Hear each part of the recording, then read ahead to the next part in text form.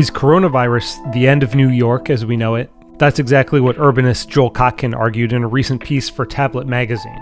This is happening at a time when the demographics of cities like New York, LA, Chicago, San Francisco are all going in the wrong direction. In other words, young people are leaving, population growth is very low. I think the pandemic is just one more factor. With lockdowns and extreme social distancing bringing urban life to a halt, and New York emerging as the epicenter of the national crisis, a debate among urban studies scholars is breaking out over what this will mean for the future of American cities. On one side are density skeptics, like Kotkin, who believes the pandemic will only accelerate an already present decline in urban living, while pro-density urbanists like University of Toronto professor Richard Florida say that New York will do what New York has always done: bounce back. The biggest mistake people ever make is counting New York out. I mean, if there's one place in the world, don't count out ever. Thomas Campanella, a Cornell professor who co-edited a book called The Resilient City After 9/11, agrees with Florida. Oh, no, we're not looking at the end of New York by any means, nor are we looking at the end of cities. Very similar predictions were made in the wake of 9/11. And there was dispersal, certainly. Firms in lower Manhattan decamped to the suburbs. They went across the river and elsewhere. But many of them came back, and New York boomed as it's never done before. In the book, Campanella and his co-editor document cities that did and didn't bounce back from catastrophe and find that disasters that damaged critical infrastructure, such as the volcanic eruption that buried Pompeii, or make land literally uninhabitable, such as the nuclear meltdown in Chernobyl, are most likely to do irreparable harm. Cities have recovered from pandemics fairly quickly, including New York after the 1918 Spanish flu. To suggest that this is going to mark the end of the city it's ridiculous, actually. It traffics in a long tradition of anti-urbanist posturing and predicting. It goes all the way back to the founding generation in this country. Thomas Jefferson really launched them in his notes on Virginia, his famous comment about how the mobs of great cities add just so much to a nation as sores on the body politic. And John Adams wrote in a very similar vein about how the people living in crowded places in a small land area are prone to contagions of madness and folly, as he put it. De-densifying the city, that's not going to happen. We still have London and Florence and Venice and all these cities that underwent terrible pandemic diseases again and again and again. The Black Death was a once-a-generation phenomenon. I remember my grandmother telling me how she, as a little girl in Coney Island, remembered seeing the hearses every day going down Surf Avenue during the 1918 pandemic.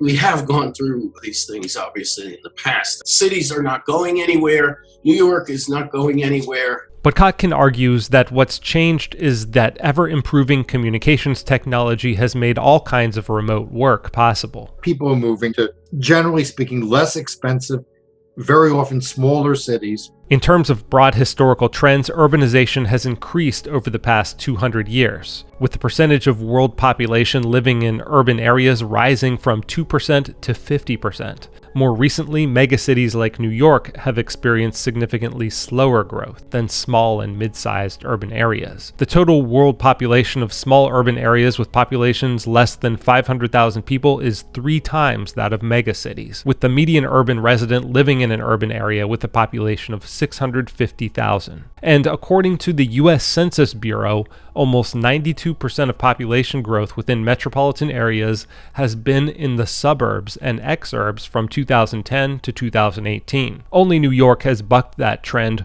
with rising density over that period. But Kotkin says New York isn't immune. What the pandemic may do, they may just accelerate some of this. I think there are going to be people who are going to have that memory of, God, I was living in the studio apartment in Manhattan when this happened, and I was essentially in lockdown, which felt like a prison cell. That's probably not going to leave a great impression. Between 2005 and 2017, remote work increased by about 159%, according to one study, with about 5% of Americans working from home, according to census data. Kotkin predicts remote working trends will continue to push more and more Americans out of big city centers. Again, what makes the pandemic important is that the demographic and economic trends were already running in the wrong direction. Like if you take a look at business service and high-tech employment. New York, LA, Chicago, basically lagging way behind the rest of the country. Finance jobs have been leaving New York for the last 20 years. But Florida points out that venture capital is still concentrated in the Bay Area and New York. He predicts that the coronavirus pandemic will lead to more geographic concentration. So at the same time that you're having people leave, San Francisco's share of the tech industry, the Bay Area, is increasing. New York's share of finance industry is increasing. LA is still a center of movie making and the creative industry broadly. And so I think with restrictions on air travel, the fact that it's harder to drop in and out of those places will cause a stop or further concentration.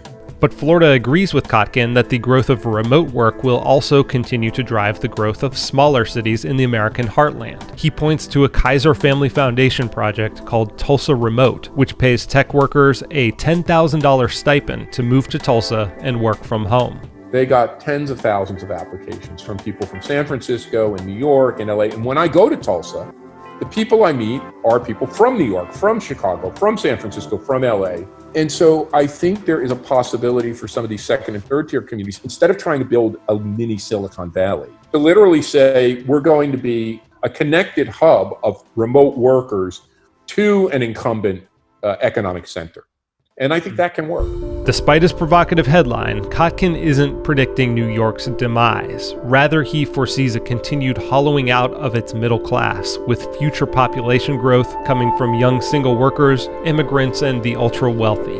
It's probably at this stage almost impossible to see a return of middle-class families to cities.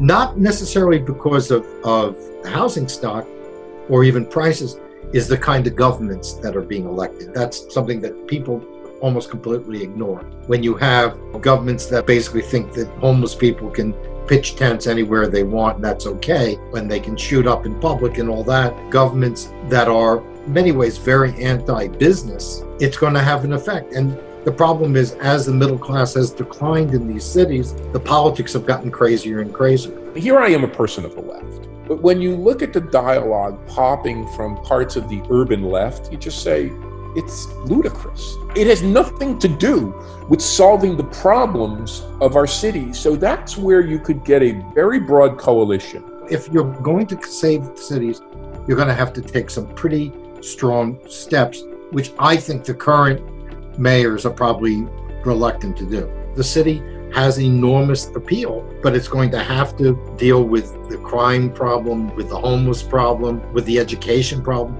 or else what it will do is it will move increasingly to a great place to be if you're rich, a great place to be if you're single and 25, and crappy for everyone else.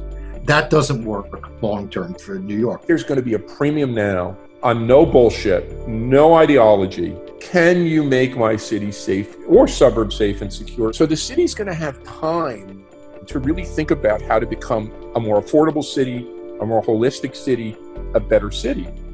To be 100% honest, of any city in the world that you could point to over the course of the next 2 decades, New York has the brightest future. It still has the brightest future, but it's going to have a tough period of short to medium term adjustment to get there.